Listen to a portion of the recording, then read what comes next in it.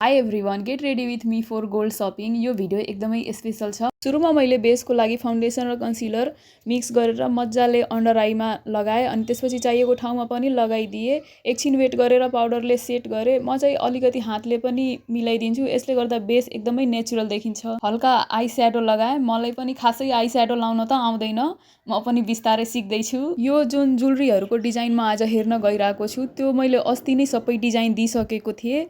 आज म त्यही हेर्न गइरहेको छु। लिपमा मैले close to my natural lip कलरको लिप लाइनर लगाएँ अनि त्यसपछि लिपस्टिक पनि एकदमै सिमिलर टोनको नै लगाएँ। राम्ररी स्प्रेड गरेर अनि हल्का ग्लस लगाइदिएँ। मलाई यो नो मेकअप लुक एकदमै नै मनपर्छ, त्यही भएर मेकअप अलमोस्ट कम्प्लिट भयो। सेटिङ स्प्रे युज गरेर सबै थोक सेट गरेँ।